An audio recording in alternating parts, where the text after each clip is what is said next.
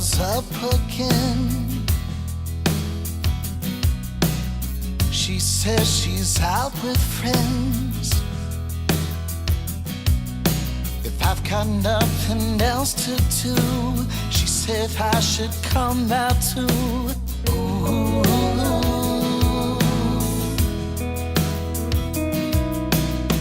It's only 10:30. Thoughts of her keep drifting in. While nights around this town, I know how it's going down. Ooh.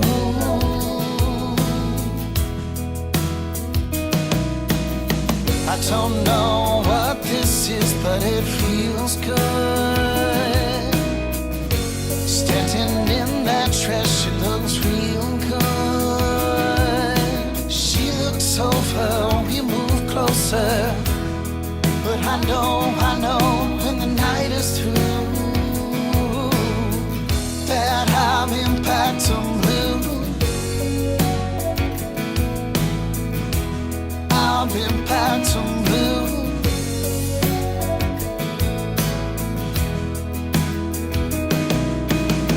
I see those eyes again. I come and get me grin. She touches me as she walks past. I just can't help but to laugh. Ooh.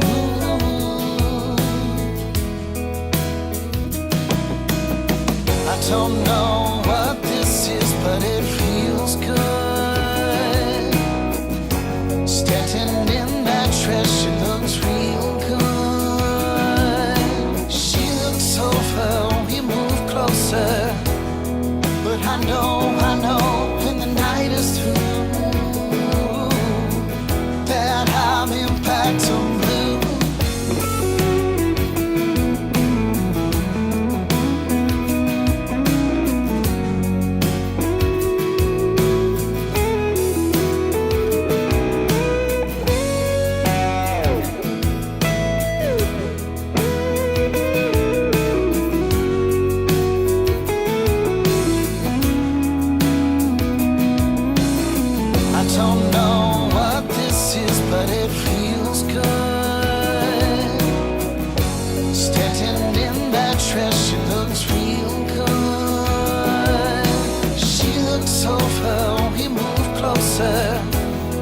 But I know when the night is through that I'm in Baton Blue. I don't know what this is, but it feels good. Standing in that dress, she looks real good. She looks over, we move closer. But I know when the night is through that I'm in Baton Blue. I'm in Baton Blue. I'm in Baton Blue.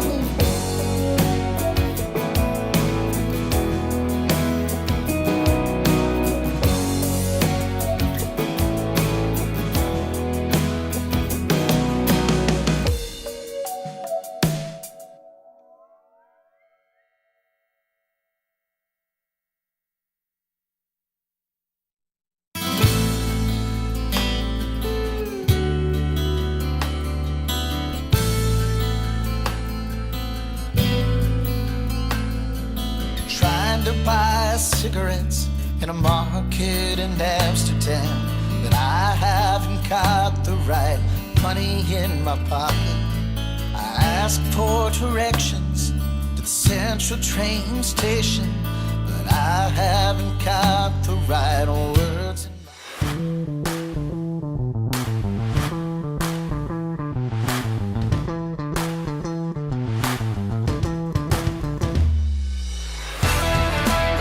You're listening to the Jams and Coffee Morning Show with your host, Brad Brock.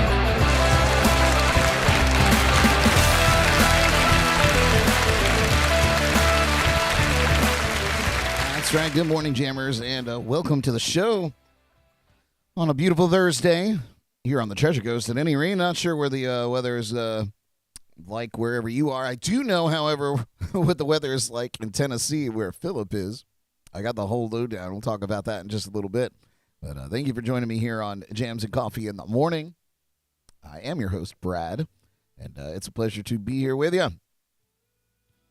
And thank you for tuning in on YouTube, or watching on Facebook, or listening in on JNC Radio via the free LIVE365 Radio App. Wherever you're tuning in, please give us a like, share, and most importantly, subscribe to our YouTube channel. That would be also awful dynamite of you. Full disclosure, I am exhausted this morning. I am quite tired. We had a wonderful podcast last night with Ricky B from The Shake, Ricky Bobby, Ricky Bolufe, man of many names, and incredible talent. So if you caught the show last night, thank you for tuning into that. It was a really great time. Ricky's got an amazing story, and it was a long time coming to get to talk about all the cool things that he's done over that time. We'll talk a little bit more about that show, but I guess let's get a little check of the weather here. This morning here on the Treasure Coast, the temperatures are in the low to mid 60s, and under mostly cloudy skies. This afternoon, another comfortable day with the humidity not all that high. The highs are going to be in the low to mid 80s. We'll see plenty of sunshine with only a slim chance for an isolated shower. Tonight, the lows are going to get into the 60s, the low 70s, and staying mainly dry into the night. And tomorrow is going to be a similar weather day. The highs in the low to mid 80s with low rain chances, which is just wonderful. I love this time of year. This is the best time of year weather-wise, as far as I'm concerned, with the exception of the impending hurricane chances. But other than that, pretty good. Philip says up in Tennessee, aside from dealing with a major traffic jam this morning, he said the weather in Tennessee is in the mid-40s, dry and clear. The highs are going to be in the low to mid-80s, and no rain in sight. He said there's a cool down coming this weekend after a cold front passes on Friday, and giving the possibilities of light frost up there. The weather for you guys changes so quickly. Here in Florida, it's like a slow burn. We call this time of year fake fall, because we'll have this nice weather for a couple of weeks, and then it'll be back to blazing high 90s again until it finally levels off somewhere in the middle. What are you gonna do? You know. Bye, Jordan. Don't forget the cart. Tomorrow. Oh my God! She said she thought today she's been stressing about taking this cart for Friday, and like all last night and all this morning, she's like, I can't forget the cart. I can't forget the cart. And she's like, I don't need the cart. I need it for Friday. Yeah, she said, remind her again tomorrow. You got it. Love you too. Don't rush my week. I need every single day I can get. Oh, well, we can kick off this morning with our national days, and we have a few. We've got a few national days today. Let's look, shall we?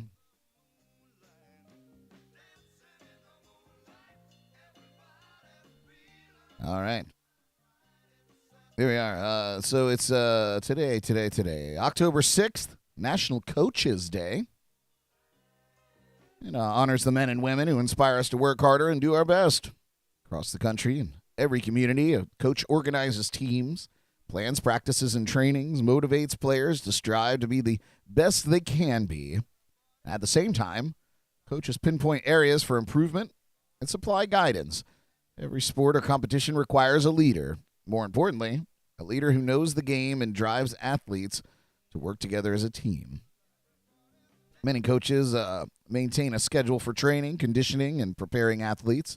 Not only do they create these schedules for competition, but also for their best health. Injuries sideline athletes and upset team dynamics. Although coaches' final goal is winning, they do so through the wealth of knowledge. Coaches work to build teams that bond well, too. They develop work ethics and set standards for their athletes, and many carry with them throughout their lifetime. So, for many athletes, coaches teach them to focus and how to reach a goal, which is sometimes not about winning. Sometimes the achievement is an improvement, playing by the rules or learning respect for others, themselves, or the game. So there you go. All you coaches out there. National Coaches Day. It's also National Orange Wine Day. Who knew? You can make, I think you can make booze out of anything, really. You let an old shoe ferment, and you'll probably get a really funky scotch. On October 6th, National Orange Wine Day takes a bold sip of an ancient method of winemaking. This little-known style of wine shines with its bold flavor and auburn color. Join the celebration as it gains some appreciation with vineyards, wine cellars, and lovers. Originally made nearly 6,000 years ago in Eastern Europe, the technique for making orange wine is being rediscovered. Surprisingly, winemakers do not add oranges to the wine at all. Unlike the latest beer trends, the wine comes by its color naturally. Fermented from white wine grapes, the orange wine develops through more skin contact during the fermentation process.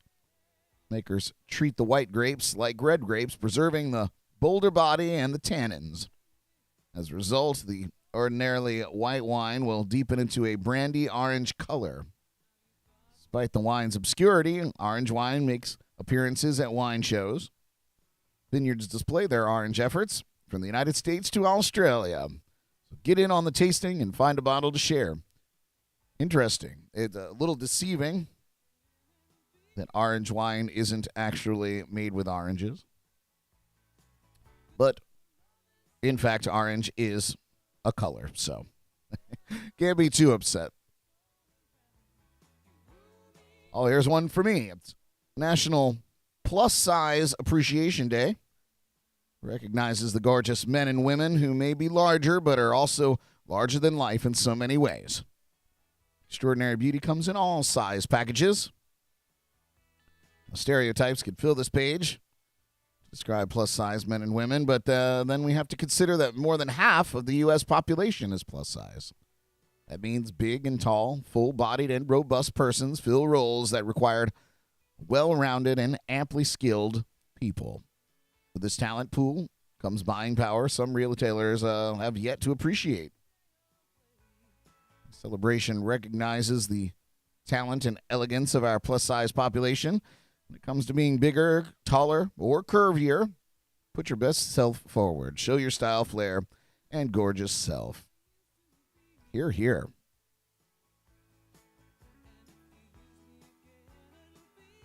Hear, hear. I'll tell you what, maybe in the same vein, I don't know if it's on topic, but I must fall right into the average American male body size, I suppose.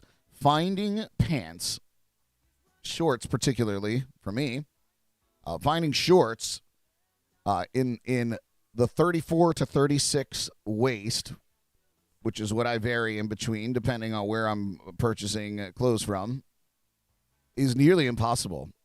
And I feel like everyone, the average must be a 34 to 36 waist these days.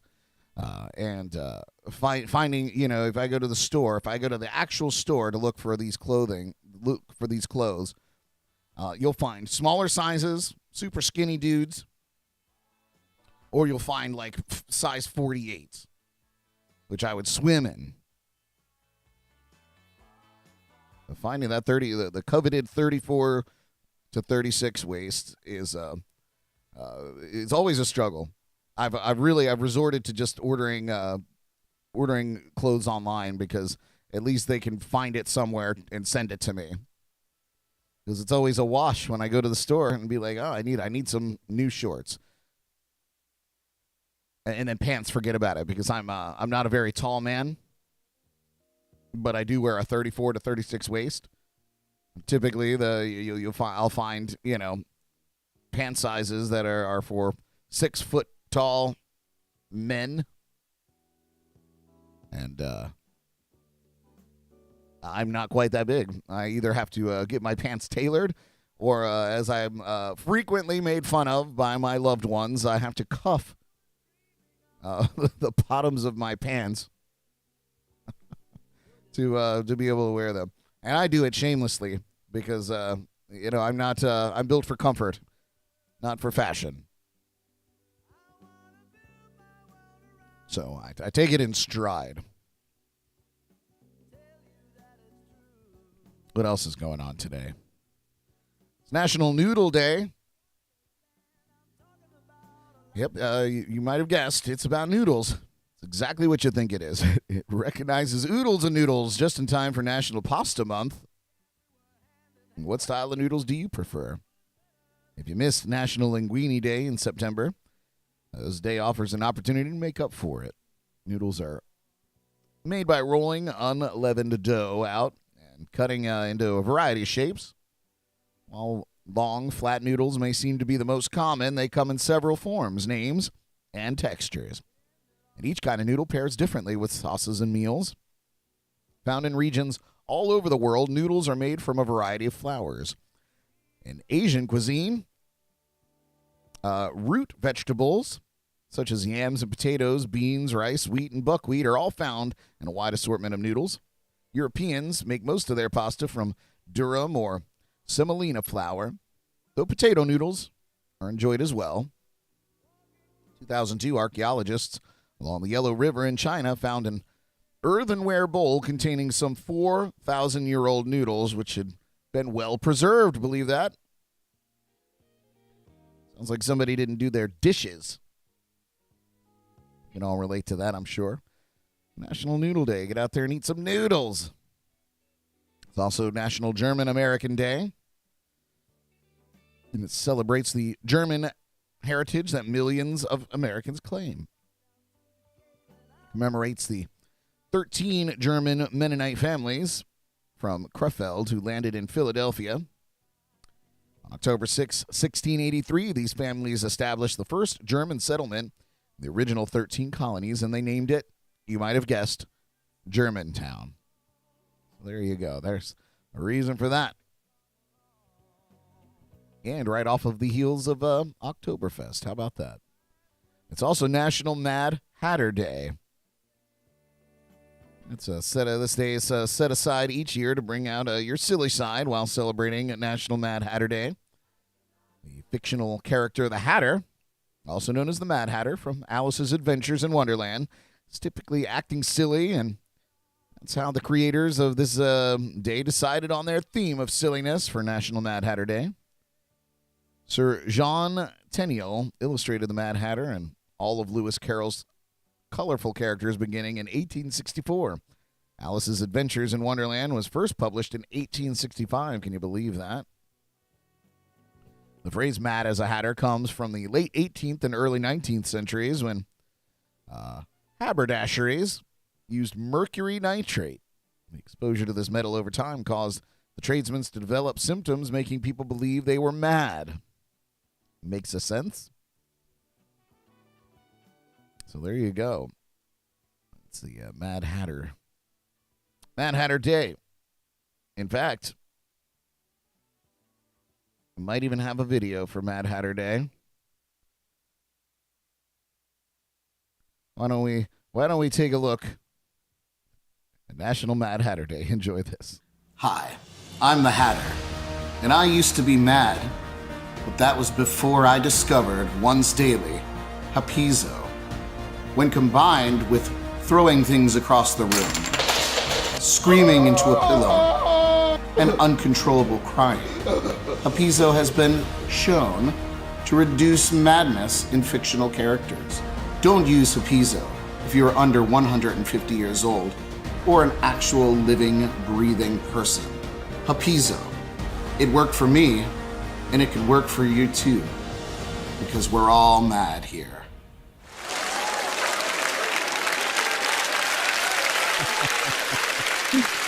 There you go. National Mad Hatter Day. Hapizo. Get your prescription today. What else do we have going on? That might be it, guys and gals. Those are your national days. Philip said he scoffs at 36 waisted britches.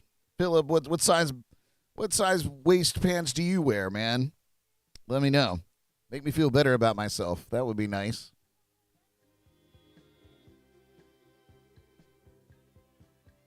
Anyone could chime in and let me know their size of their waists. 38. Yeah, the 38 I feel like is in that same realm. 34 to 38s. I'll tell you, man, I hung on to 34s for quite a while.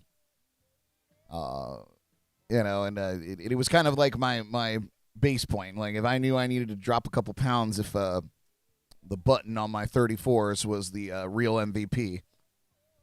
And now I've just kind of succumbed to growing just ever so slightly.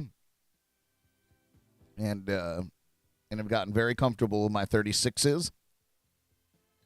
So now I'm wearing those. There was a time where I was able to squeeze my ass into size 32s. I do remember going way back in the file. I do remember having jeans that were 32s. Not today, not ever again, I believe. But I think that's pretty good. I feel like I've never gone above a 36. And I haven't been under a 34 in decades at this rate. Since my perhaps early 20s.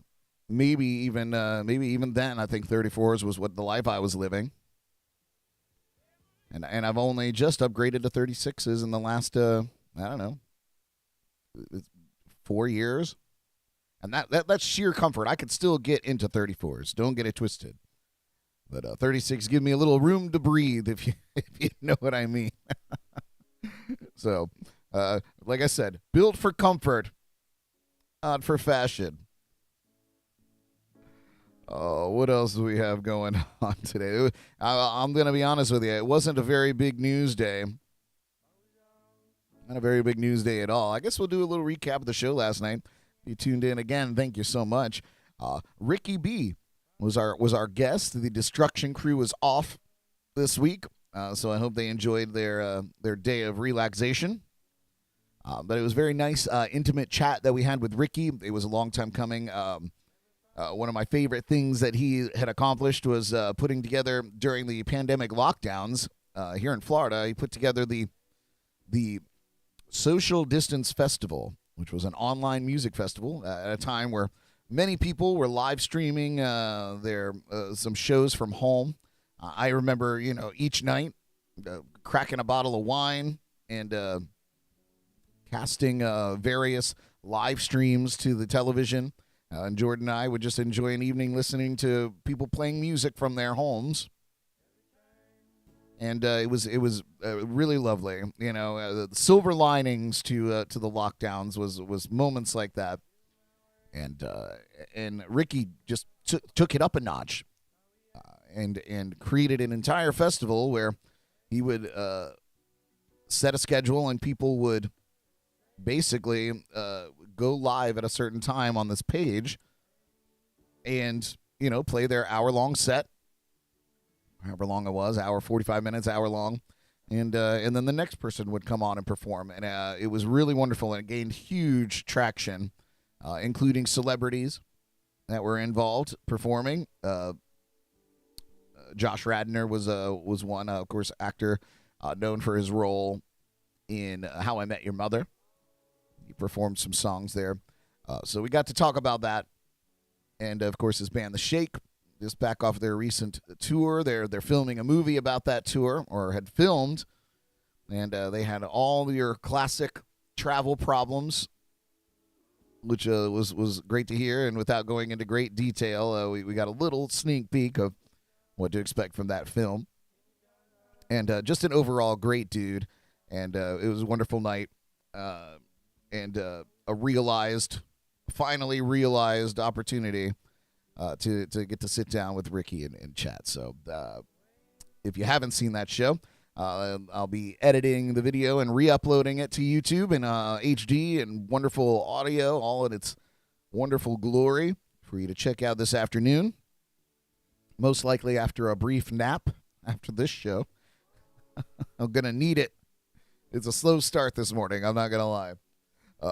But yeah, it was a great show, and you guys will enjoy that. Lots of information and a wonderful story, so check that out, Ricky B. Yeah, and I finally got to try last night the Death Wish Coffee Company. There it is. My new camera likes to, it has a great autofocus. A Death Wish Coffee Company, they advertise that they are the world's strongest coffee. And it's pretty strong, I'm not going to lie. I had a couple cups of it last night during the show, and I was buzzing. It was good, and I'm drinking it now. And I enjoy it. It's a little pricey at $19.99 for a 1-pound bag. But if you like coffee that's got some gusto, this might be for you. So check out Death Wish Coffee. Let's see here. Yeah, we're going to take a quick, speaking of coffee, I think it's time for a refill on myself. When we come back, I'm going to tell you how the moon formed. They figured it out. Go figure. You're listening to Jams and Coffee here in the morning. Don't go away. We'll be right back.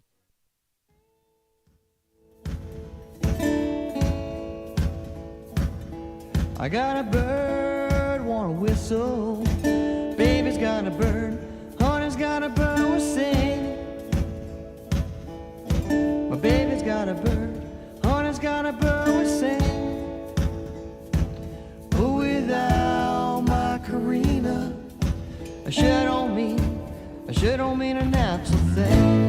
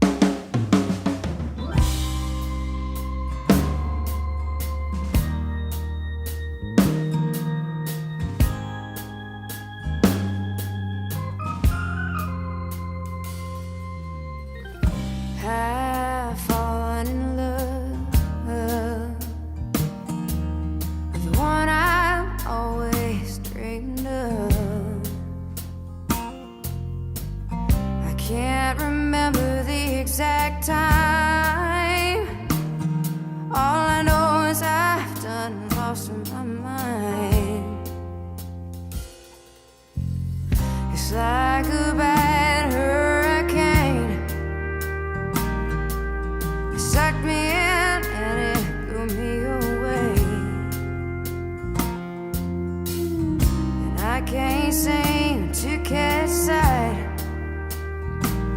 of anything that's real or anything that's right. I just know that I want you to love me, baby. Love me good.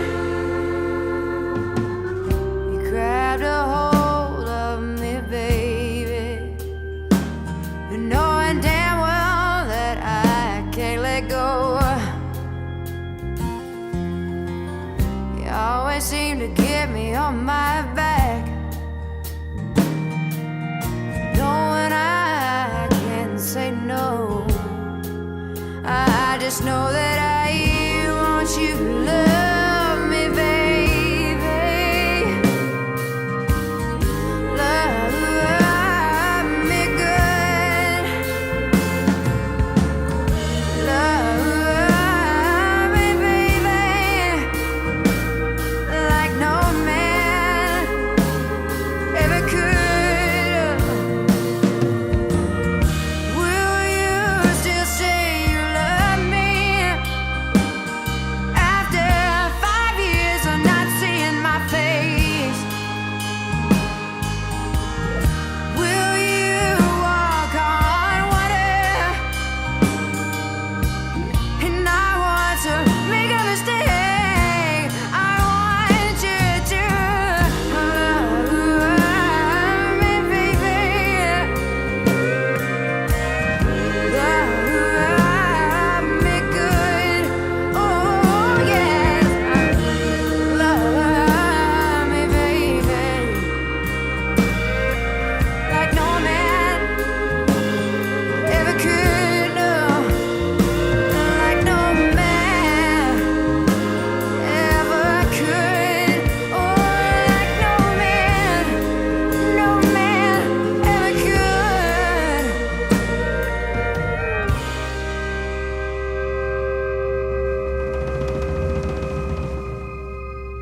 All right, we're back with Jams and Coffee here in the morning. That was Abby Owens with Love Me, and before that was Micah Scott with Corina, his rendition of that tune. I love it.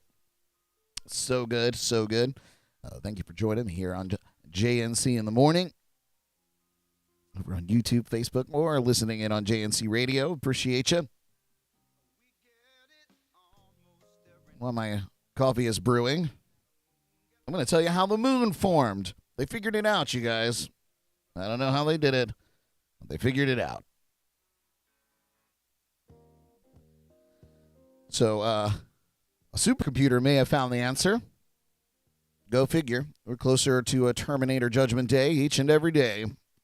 The moon could have formed immediately after a cataclysmic impact that tore off a chunk of the Earth and hurled it into space, a new study suggested. I know I don't want to stroke my own ego, but I feel like that's been my theory for some time. That's how this all went down. But since the mid-1970s, astronomers have thought that the moon could have been made by a collision between Earth and an ancient Mars-sized protoplanet called Theia. Colossal impact would have created an enormous debris field from which our lunar companions slowly formed over thousands of years. But a new hypothesis, based on supercomputer simulations made at a higher resolution than ever before, suggests that the moon's formation might not have been a slow and gradual process after all, but one that instead took place within just a few hours. That's right. Scientists published their findings October 4th, just a couple of days ago, in the journal, the Astrophysical Journal Letters. They said, what we have learned is that it's very hard to predict how much resolution you need to simulate these violent and complex collisions reliably. You simply have to keep testing until you find that increasing the resolution even further stops making a difference to the answer you get. According, of course, to Jacob Kegaries, a computational cosmologist at Durham University in England. Scientists got their first clues about the moon's creation after the return of the Apollo 11 mission back in July 1969, when NASA astronauts Neil Armstrong and Buzz Aldrin brought 47.5 pounds of lunar rock and dust back to Earth.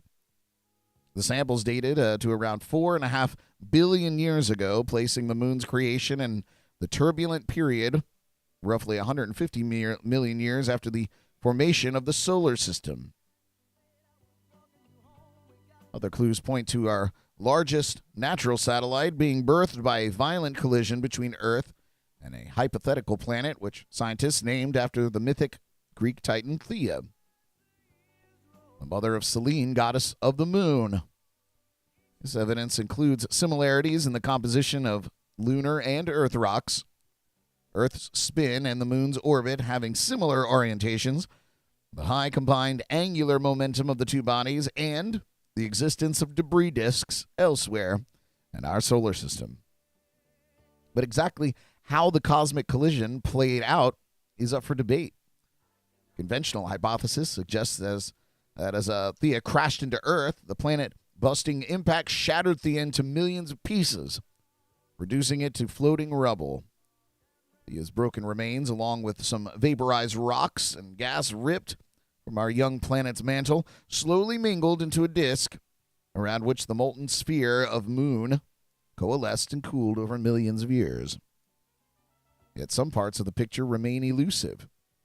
One outstanding question is why, if the moon is mostly made out of Theia, do many of its rocks bear striking similarities to those found on Earth? Some scientists have suggested that more of Earth's vaporized rocks went into creating the moon than Theia's pulverized remnants did. But this idea presents its own problems, such as why other models suggest that a moon made mostly of disintegrated Earth rocks would have a vastly different orbit than the one we see today. To investigate different possible scenarios for moon formation following the collision, the new study's authors turned to a computer program called SPH with interdependent fine-grained tasking, sweetly known as SWIFT, which is designed to closely simulate the complex and ever-changing web of gravitational and hydrodynamic forces that act upon large amounts of matter. Doing so accurately is no simple computational task, so the scientists used a supercomputer to run the program, a system nicknamed COSMA, short for Cosmology Machine. Simple enough. At Durham University's Distributed Research Utilizing Advanced Computing Facility, DIRAC. We got all those shortenings out of the way. By using COSMA to simulate hundreds of Earth-Theia collisions with different angles, spins, and speeds, the lunar sleuths were able to model the aftermath of the astronomical crack-up at higher resolutions than ever before. Resolutions in these simulations are set up by the number of particles the simulation uses. According to Kagaris, for gigantic impacts, the standard simulation resolution is usually between 100,000 and 1 million particles. But in the new study, he and his fellow researchers were able to model up to 100 million particles. A higher resolution, we can study more detail, much like how a larger telescope lets you take in higher resolution images of distant planets or galaxies to discover new details. Secondly, perhaps even more importantly, using too low a resolution in a simulation can give you misleading or even simply wrong answers, he added. You might imagine that if you build a model car out of toy blocks to simulate how the car might break in a crash, then if you only use a few dozen blocks, it might just split perfectly down the middle. But with a few thousand or million, then you might start to get it crumpling and breaking in a more realistic way. A higher resolution simulation left the researchers with a moon which formed in a matter of hours from the ejected chunks of Earth and the shattered pieces of Theia, offering single-stage formation theory that offered a clean and elegant answer to the moon's visible properties, such as its wide, tilted orbit, its partially molten interior, and its thin crust. However, the researchers will have to examine rock and dust samples excavated from deep beneath the moon's surface, an objective of NASA's future Artemis missions, before they can confirm how mixed its mantle could be. They said even more samples from the surface of the moon could be extremely helpful for making new and more confident discoveries about the moon's composition and evolution, which we can then trace back to model simulations like ours. Kagera said, missions and studies like these and many others steadily help us to rule out more possibilities and narrow in on the actual history of both the moon and Earth, and learn more about how planets form throughout and beyond our solar system. Such investigations could also shed light on how Earth took shape and became a life-harboring planet. The more we learn about the moon, how the moon came to be, the more we discover about the evolution of our own Earth. According to the study co-author Vincent Eek, an associate professor of physics at Durham University, their histories are intertwined and could be echoed in the stories of other planets changed by similar or very different collisions. So there you go. Supercomputers for the win.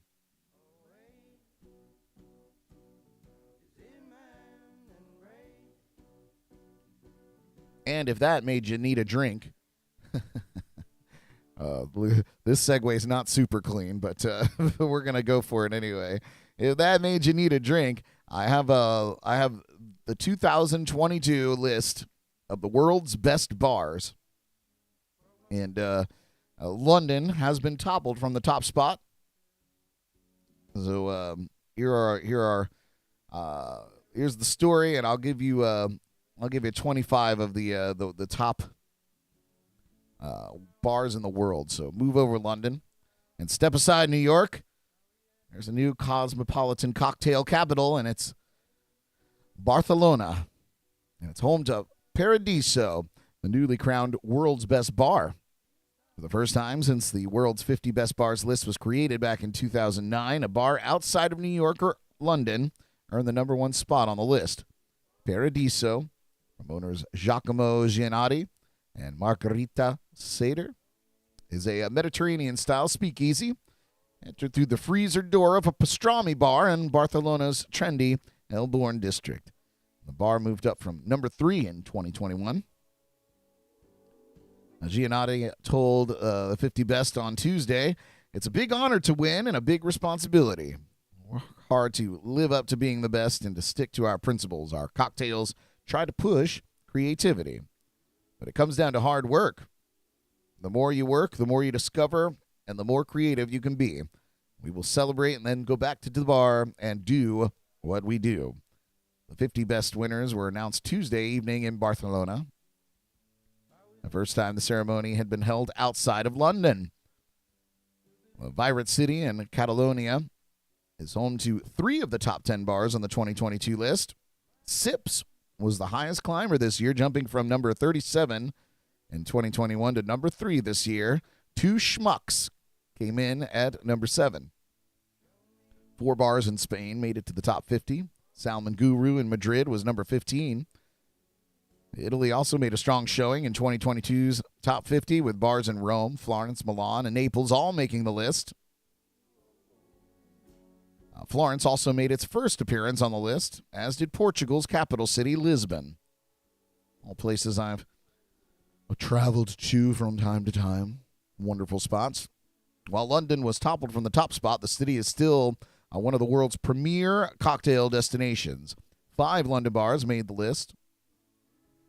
London's Thayer and Elementary, which awards ceremony host Mark Sansom, said is one of the most original bars on the planet. And held on to its number 2 spot, 2021. And Europe, of course, dominated with more top bars than any other region. So in case you're wondering how they come to these conclusions, the list is the result of votes from 650 bartenders and bar owners, drink writers, and cocktail experts. I'd like to think that I might be. No, I'm not. I just enjoy cocktails. So here are the 25, the top 25. I'm not going to go through all 50 bars. So here's the top 25 bars in the world. In case you're looking for that extra little, and depending on where you are, there's actually one Florida bar made it on this list. There may be more in the next 25, but the top 25, we do have one here in Florida. But number one, as we mentioned, Paradiso in Barcelona is the winner for the best bar in Europe. Thayer and Elementary in London comes in at number 2. Sips in Barcelona is at number 3. Licoreria Limantur in Mexico City is at number 4, and they won the best bar in North America. Legend of the list, Little Red Door in Paris, number 5, the winner for the most sustainable bar. Number 6 on the list is Double Chicken Please in New York, and their winner for the highest new entry. Two Schmucks, as we mentioned, in Barcelona, number 7. The Connaught Bar in London at number 8. Katana Kitten in New York is at number 9. Alquimoco in Cartagena is the best bar in South America. Number 11 is the Handshake Speakeasy in Mexico City. Number 12, Jigger and Pony in Singapore is the best bar in Asia. Number 13, Hanky Panky in Mexico City. Mexico City, big time bars here. They're the winner of the Art of Hospitality, Hanky Panky in Mexico City. Number 14, Bangkok Social Club, and you might have guessed Bangkok. They're the winner for the best new opening. They chimed in right at 14. Number 15, Salmon Guru in Madrid. Number 16, Drink Kong in Rome. Number 17, Koa in Hong Kong. 18, we have Floria Atlantico in Buenos Aires. And number 19, the Clumsies in Athens. Number 20, Babu Arum in Athens as well. And our Florida entry here, number 21, Cafe La Trova in Miami. So you can go visit number 21 if you're here locally in Florida. Number 22 is Attaboy in New York. 23 gives us Satan's Whiskers in London. Number 24 is Tropic City in Bangkok. And coming in at number 25 is Kumiko in Chicago. So there you go, the top 25 bars in the world. If you're out there doing some traveling, you want to have a good cocktail experience overall, check out some of those places to enjoy.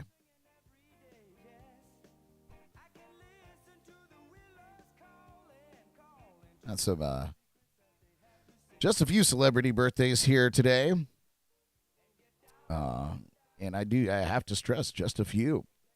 Brett Gelman turning 46 years old today. He became known for his roles as Mr. K on NBC's Go On and Brett Mobley on Adult Swim's Eagleheart. He went on to play AJ on FX's Married and Dr. Greg Coulter on Netflix's Love. He also starred on the BBC comedy Fleabag and appeared in Netflix's Stranger Things.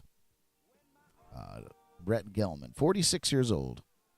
Turning 59 years old today is an actress who gave an emotional and memorable performance as Sarah in 1995's Leaving Las Vegas. We're talking about Elizabeth Shue celebrating her 59th birthday today.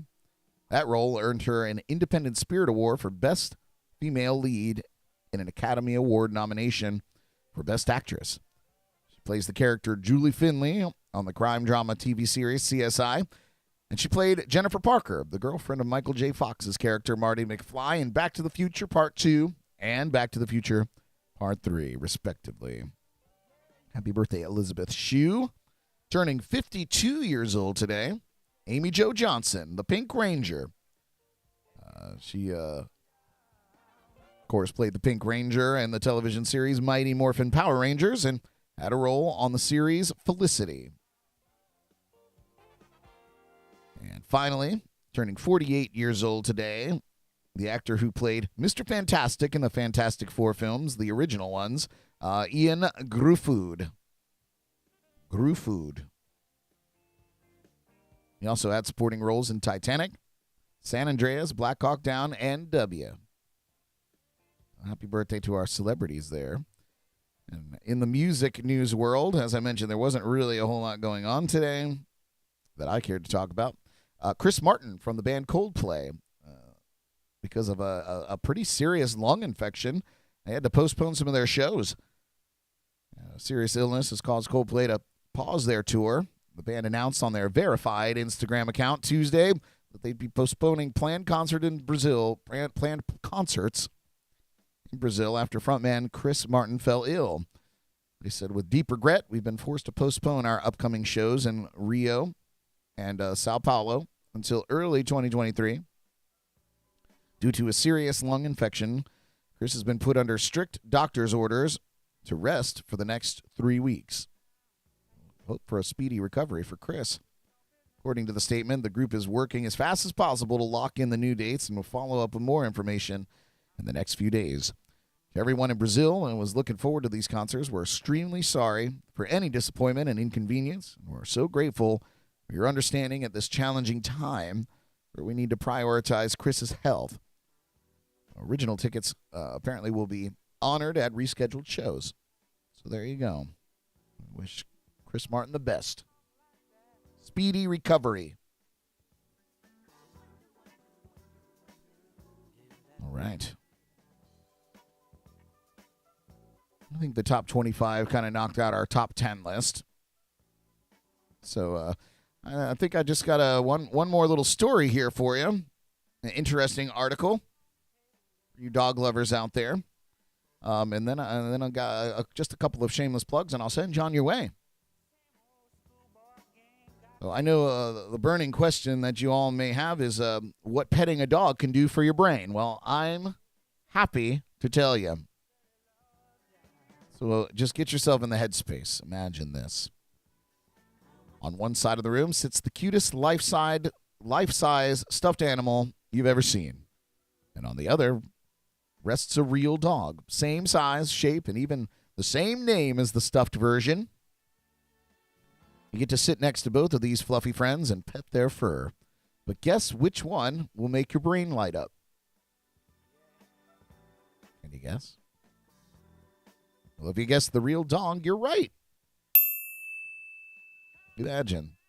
Stuffed animals, as cute and cuddly as they may be, just don't supercharge our frontal cortex, the part of the brain overseeing how we think and feel, according to a new study published just yesterday in the journal PLOS ONE.